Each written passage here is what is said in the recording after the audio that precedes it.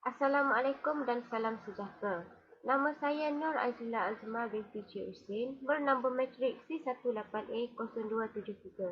Hari ini saya akan membentangkan projek penyelidikan satu saya yang bertajuk Kajian tentang Inovasi Reka Bentuk Kerusi Belajar Aktif Kanak-kanak melalui posisi duduk. Report structure ataupun aliran pembincangan umum menyeluruhi mengenai kerusi belajar aktif kanak-kanak, jenis-jenis kerusi belajar aktif dan mengapa memilih kerusi belajar aktif. Seterusnya, latar belakang kajian iaitu idea umum mengenai kajian yang dijalankan. Satu adalah untuk mereka bentuk kerusi belajar aktif kanak-kanak supaya dapat digunakan dalam jangka masa lama. Dua, kerusi aktif belajar ini mempunyai pelbagai posisi duduk yang selesa untuk satu kerusi. Seterusnya, kerusi belajar aktif ini juga dapat mengekalkan perhatian kanak-kanak dalam jangka masa yang lama untuk kanak-kanak belajar.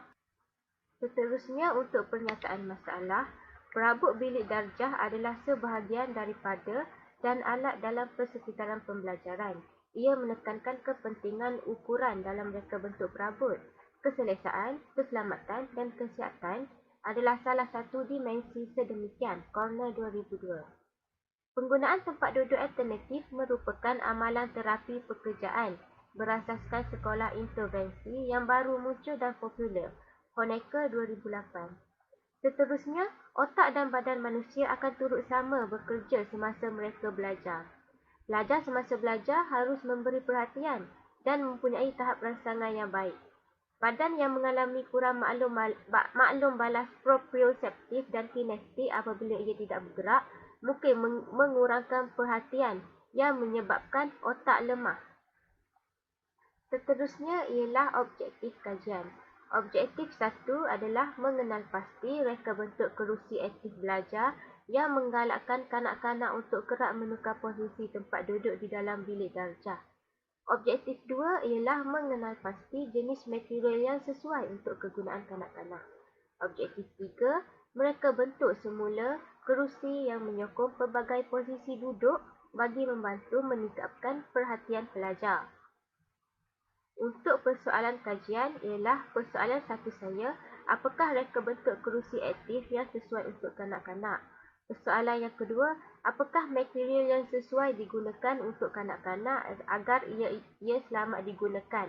Dan persoalan yang ketiga ialah adakah menggunakan pelbagai posisi duduk yang berbeza di dalam satu kerusi dapat membantu meningkatkan perhatian pelajar? Seterusnya ialah skop kajian. Skop kajian ini difokuskan kepada kanak-kanak yang berumur 4 hingga 6 tahun iaitu pengguna di Pasir Putih Kelantan. Kelebihannya dapat memberi lebih tumpuan kepada peningkatan belajar dan mengurangkan obesiti kanak-kanak dengan menjadikan kanak-kanak lebih aktif.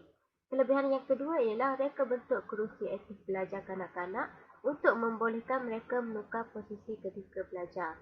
Bajet bagi kerusi aktif belajar ini, kerusi belajar aktif dapat menjimatkan lagi kos. Seterusnya, kajian literature. Fungsi kerusi tidak hanya untuk ia mengurangkan beban fizikal pada kaki dan juga menyokong posisi duduk, yang dapat memastikan posisi duduk stabil dan mengendurkan otot-otot yang tidak digunakan dalam posisi duduk. Kata Miller 2002. Teori Froebel pula menekankan konsep bermain adalah sebagai asas yang mendalam dalam pengajaran dan pembelajaran bagi menggalakkan perkembangan kanak-kanak. Gober 2008. Beberapa aspek fizikal bilik darjah seperti kerusi atau jenis tempat duduk mungkin mempengaruhi pembelajaran pelajar. Pada hakikatnya, kerusi dan gaya tempat duduk yang betul secara ergonomik adalah komponen penting dalam persekitaran pembelajaran fizikal, terutamanya apabila bentuk dan saiz badan pelajar semasa berubah. SP 2008.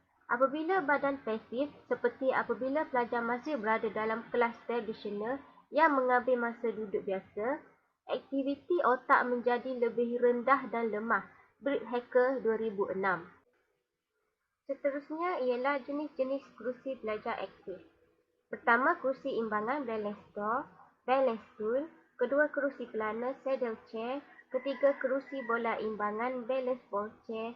keempat kerusi lutut kneeling chair, kelima kerusi aktif ergonomik.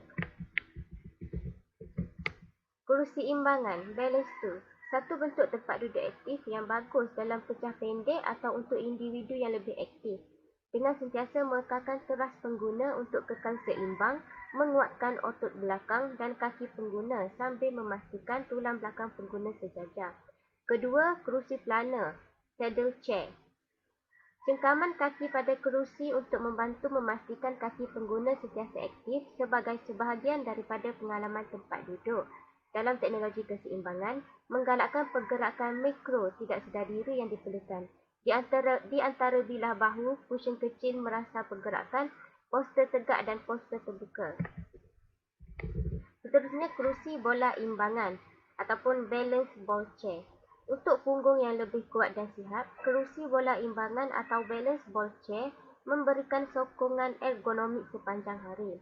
Pengguna akan memperbaiki postur dan penjajaran tulang belakang sambil mendapatkan senaman pengukuhan teras yang kuat dengan duduk di atas bola. Seterusnya adalah kerusi lutut ataupun kneeling chair. Kayu yang melengkung lembut bersama dengan tempat duduk condong memastikan kerusi yang melutut mengikut pergerakan semula jadi badan. Kerusi merangsang otot pengguna, mengurangkan akibat buruk akibat duduk statik. Kerusi berlutut menggalakkan kedudukan duduk yang aktif dan dinamik, membolehkan badan mengalir dan mencari keseimbangan sendiri. Yang terakhir adalah kerusi aktif ergonomik. Bangku ini membantu menguatkan otot teras dan meningkatkan tumpuan sepanjang hari. Daripada duduk secara pasif dan menyakitkan di kerusi standard, tempat duduk aktif ini membolehkan pengguna mengekalkan aliran darah yang sihat apabila duduk di meja dan di dalam bilik darjah. Bangku ini diperbuat daripada teknopolimer stabil UV yang boleh dikitas semula. Boleh digunakan di dalam dan di luar rumah. Reka bentuk padat akan sesuai dengan mana-mana tempat sahaja. Yang terakhir adalah metodologi kajian. Persoalan kajian yang digunakan adalah 1. Apakah reka bentuk kerusi aktif yang sesuai untuk kanak-kanak? Objektif kajiannya adalah mengenal pasti reka bentuk kerusi aktif yang menggalakkan kanak-kanak untuk kerap menukar posisi tempat duduk di dalam bilik darjah. Metod dan instrumen yang digunakan adalah data sekunder dan data primer. Data sekunder mengkaji melalui internet, jurnal, artikel dan buku. Data primer melalui pemerhatian. Kedua, apakah material yang sesuai digunakan untuk kanak-kanak agar ia selamat digunakan? Mengenal pasti jenis material sesuai untuk kegunaan kanak-kanak. Objektif kajian. Metod dan instrumen yang digunakan, data primer, pemerhatian di sekolah dan rumah yang ada kanak-kanak, data sekunder, rujukan internet. Yang ketiga, persoalan yang ketiga, adakah menggunakan pelbagai posisi duduk yang berbeza di dalam satu kerusi dapat membantu meningkatkan perhatian pelajar? Objektif kajiannya adalah mereka bentuk semula kerusi yang menyokong pelbagai posisi duduk bagi membantu meningkatkan perhatian pelajar. Metod dan instrumen yang saya gunakan, data primer iaitu pemerhatian cara duduk kanak-kanak dan data sekunder iaitu melalui rujukan internet, artikel dan jurnal. Sekian, ini sahaja pembentangan PP1 saya. Terima kasih.